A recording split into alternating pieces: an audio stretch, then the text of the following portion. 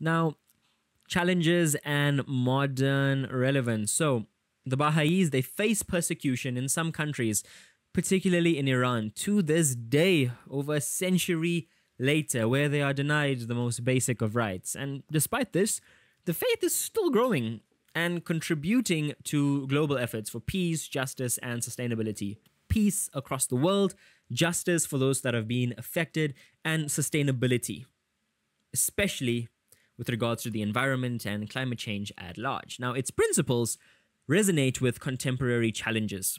Okay, so more modern challenges, such as addressing inequality, particularly wealth inequality, fostering intercultural dialogue between different faiths, and promoting ethical leadership, standing for absolutely no corruption. No corruption. This is coming from a South African. Yeah, hey, let me not get into that as well. So the Baha'i approach to social and spiritual transformation, it inspires both individual growth as well as collective progress. And I think that is absolutely key. So it's fostering individual growth, yes, because you become a more tolerant and peaceful person, you partake in fasts, you meditate, you push ethical conduct above all else. But also this idea of collective progress. Okay, a nice African concept here, Ubuntu.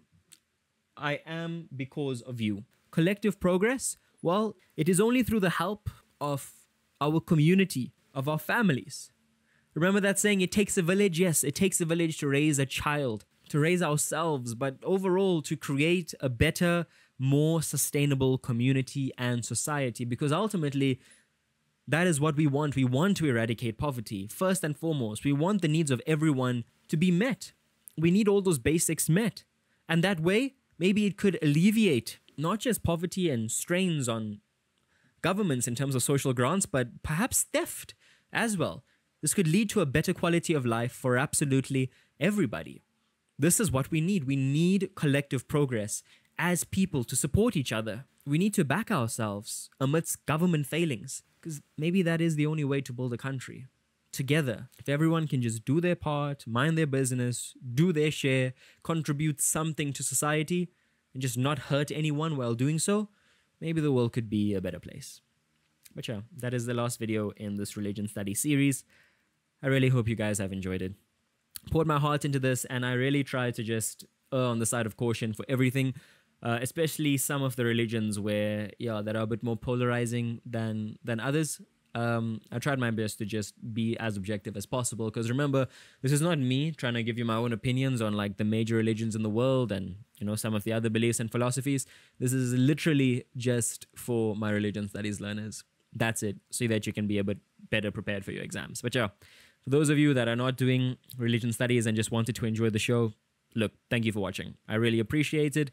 And to my learners, all the best for your exams. You got this. So the Baha'i faith is a monotheistic religion founded in the 19th century, which would be the 1800s, by Baha'u'llah in Persia, which is modern-day Iran. And it emphasizes the unity of humanity. We are all the same. There are no differences between us. The oneness of God and the harmony of religion. So more than anything else, it embodies tolerance to all.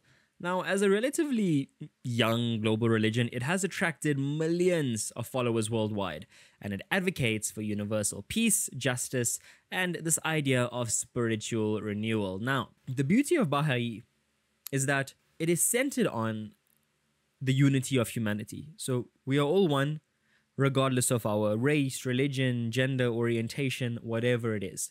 The oneness of God, so it is monotheistic, so there is a God that is formless, and the harmony of religion, with major emphasis in the coexistence of all religions. And that's the beauty of it. And I guess because of this more neutral stance, it has attracted millions of followers worldwide. I mean, there's even a Baha'i center in North Riding, Johannesburg. Okay, and also this idea of spiritual renewal. So, like in Christianity, when you convert, you are saved. In Baha'i, you don't need to convert to it, but your spirit is renewed once you begin to accept the beliefs. So, some historical context. The Baha'i faith, it emerged from the Babi movement in Persia in the mid-19th century, so around about 1850, and the movement's founder, Bab, who lived from 1819 to 1850, proclaimed the coming of a new prophet who would fulfill the promises of previous religions. Baha'u'llah, who lived from 1817 to 1892, born Mirza Hussein Ali, announced that in 1863 that he was this promised figure, so self-proclaimed. And as you would imagine, in a very conservative country, well, this region called Persia, which is modern-day Iran, they were, of course, persecuted for their beliefs. Baha'u'llah and his followers faced imprisonment as well as exile. And he spent so much of his life as a prisoner, during which he composed many of the religion's sacred texts from a jail cell. And his writings, it forms the foundation of the Baha'i teachings. And the faith spread globally through the efforts of his son and successor, Abdul Baha, as well as later leaders. Okay, so it went from Bab to Baha'u'llah, and then Abdul Baha, and later leaders as well. So I guess you can call these guys the big three, and then later leaders. Okay, very interesting faith, very inclusive, and pushes more than anything else tolerance. But if you oppose the majority, well, unfortunately, as history says, you will be persecuted. But the religion still did spread. So some core beliefs, this idea of the oneness of God. So Baha is belief in one transcendent, playing on the religion's central understanding of monotheism. One God, an unknowable God who is the source of all creation. Now this God is worshipped under different names and forms in various religions. So second core belief here, all major religions are seen as successive revelations from God, tailored to the needs of humanity at different times. Like Abraham to the Jewish population, Moses, Buddha to the Buddhists, Jesus to Christianity, and Muhammad to Islam. And others are acknowledged as manifestations of God, all the other prophets. Okay, so Moses, who received the 10 Commandments upon Mount Sinai, another prophet as well, along with a few others who have not been named, but all manifestations of God. And that is a key belief in the Baha'i faith, that these prophets were sent by God, and at the time, they were needed because the world was in crisis. So they were almost tailored to meet the needs of people, in society at that time, given the current, well, geopolitical, socio-economic situation and the oneness of humanity. So the Baha'i teachings, they emphasize the equality of all people. I love this, regardless of race, gender, nationality, or social class, because as you know, in most religions, there is some level of hierarchy. And even though religions, it might not be enshrined in the religion, people practice it differently. Like how the caste system wasn't supposed to be discriminatory, but it was utilized by the British. This age-old system was utilized by the British to divide India. Okay? Baha'i is against that completely. Now, the faith, it advocates for global unity and the elimination of all prejudice. I love that. Simply put, see the person as the person is. So these are the sacred texts of the Baha'i faith. The writings of Baha'u'llah, the primary scripture, including the Kitab-i-Aqdas, and that is the most holy book, which outlines laws and principles, and the hidden words offering spiritual guidance. The writings of Bab, the initial founder. So the works of Bab, like the Bayan, are revered preparatory texts. The writings of Abdul Baha, his letters and talks expand on Baha'u'llah's teachings and address practical aspects of living the faith. So big three writings from these individuals. And then progressive revelation. So God's guidance is revealed progressively through different prophets, culminating in Baha'u'llah's teachings for the modern era. Now this concept, it explains the diversity of religious traditions while further affirming their essential unity, universal peace and justice, the fifth sacred text. And this is the cornerstone of the Baha'i faith and is the establishment of world peace through social and spiritual transformation. Okay, and that is about it. Okay, please do let me know if I've left out any other sacred texts here in the Baha'i faith. So practices and principles. So prayer and meditation, absolutely key. We've got daily obligatory prayers and personal meditation, they foster a connection with God. But Baha'i, oh, my mistake, but Baha'is may also recite prayers from sacred texts as well. This idea of moral and ethical living. So adherents to the Baha'i faith, they strive for honesty, kindness, and service to others.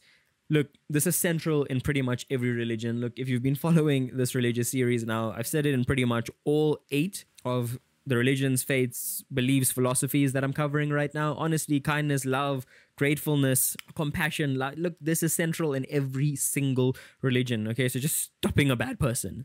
And key principles include the elimination of backbiting, lying, and prejudice. So all things bad that could affect society, which centers again on this idea that you can literally do whatever you want in this life. Just stop harming other people. Okay, in terms of fasting, we've got an annual 19-day fast, and it involves abstaining from food and drink from sunrise to sunset, quite similar to Ramadan. And this symbolizes spiritual purification. It's also a key time for prayer and meditation. So quite a few similarities here. No clergy. Now, the Baha'i faith is administered by elected councils at local, national, and international level. Okay, elected councils. And this non-hierarchical structure ensures collective decision-making. There's no hierarchy. We are all one. Okay, your vote doesn't count 10 and my vote doesn't count 1. No hierarchy. We are all the same. And it ensures collective decision-making. Okay, almost aligned with principles of democracy without, all the politics that come with it. And lastly, equality and justice. So the Baha'i faith, it advocates for equality, specifically gender equality, universal education for all, as well as the eradication of extremes of wealth and poverty. So I quite like this idea of gender, racial, all types of equality. We are all the same regardless of who we are. Universal education, everyone should have the right to education, again, regardless of who you are, and the eradication of, extremes of wealth. Look, I don't want to get into, let's tax the rich, let's eat the rich, and so on and so on. But look, extreme levels of poverty exist widely across the world. Widely, especially in Africa, in South America, in Asia, in parts of North America, in parts of Europe, in parts of Oceania or Australasia. People are suffering across the world on all 6 continents. Look, maybe even Antarctica, but I'm not too educated on that. But yes, the eradication of people struggling, let us ensure that the needs of every human being is met. The basic needs, the necessities. Social teachings. The faith emphasizes a vision for societal transformation. World governments. This advocates for a global federation, ensuring peace and justice. Universal education. Education is viewed as essential for individual and societal progress. So, in terms of this idea of a global federation that ensures peace and justice, that would be the UN, but the UN has had some failings, but I guess it has left like a net positive on the world. In ensuring peace and justice, we have the International Criminal Court, the ICJ, but they do from time to time act as puppets to the big Western nations. In terms of universal education, this is viewed as essential for individual and societal progress. Okay, universal education to all. This understanding, this is very beautiful for those grade 12 religious studies students that did Life of Pi. So a nice blend here. Religion and science are seen as complementary ways of understanding truth. So it's not just religion that can get you through life. You also need a practical side. But there's also, you can't just have a practical side to life. You also need some belief in something, perhaps in a greater power, in a greater being, or just in yourself. And that's why this blend, this Venn diagram, that point of intersection is ever so important, because we need this blend to sustain life. Sometimes when all hope is lost, you can't just use practicality. You need a bit of faith, hope that things will get better. And on the flip side, you can't just devote everything to faith. You need some level of practicality in your daily life. Number 4 being economic justice. This encourages wealth distribution and ethical economic practices. So no usury, no lending of money at an extremely high rate, and it encourages wealth distribution, not so heavily the way levels of socialism or some interpretations of communism push it, because that can get quite heavy. We've seen what communism and these radical ideas of socialism can do to the world, what happened in Cambodia under Pol Pot. and so on and so on, but even wealth distribution, eradicating extremely high levels of wealth because, well, there's only so much money you need. But then, the argument is, well, they work for it, they deserved it. Yeah, I get it. But what about those that are living in poverty? Do they deserve it as well? High levels of poverty, people that are suffering from water scarcity, food shortages. Let us eradicate that as well. And lastly, environmental stewardship. This calls for sustainable living and respect for nature, living in harmony with life and living, taking only what you need, recycling and pushing for a greener earth, and ensuring that, well, we limit our carbon emissions and that all nations will hopefully one day be carbon positive so we can remain respectful to the environment that has given us so much. So expansion and influence. From its origins in Persia, which is modern-day Iran, the Baha'i faith spread globally due to the efforts of Baha'u'llah's followers and successive leaders, like his son.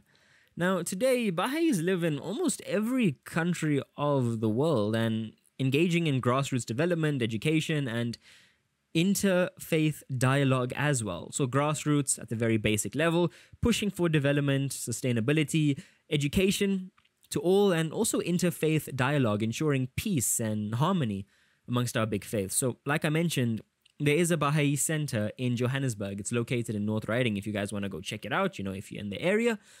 And the Baha'i World Center is located in Haifa, Israel. Okay, I know that could cause a bit of a stir in the comments. Look, you guys can go for it, but this is where it's located. And it is the faith's spiritual and administrative heart. Okay, so yeah, I don't want to get too into that. Don't cancel me or anything. I'm not even going to engage in anything to do with what I've just said. I won't give you my interpretation or analysis, but these are just the facts. Remember, this entire religion studies series, it is for my grade 12 religion studies students. So yeah, that's in terms of expansion and influence. Baha'i is living pretty much everywhere in the world. And yeah, you don't really need to convert to become a Baha'i. You can simply just be spiritually. You can just push for world and natural and social harmony. That's it. It's simple life and living and just pushing these ideas of inclusivity and just above all else, tolerance and peace.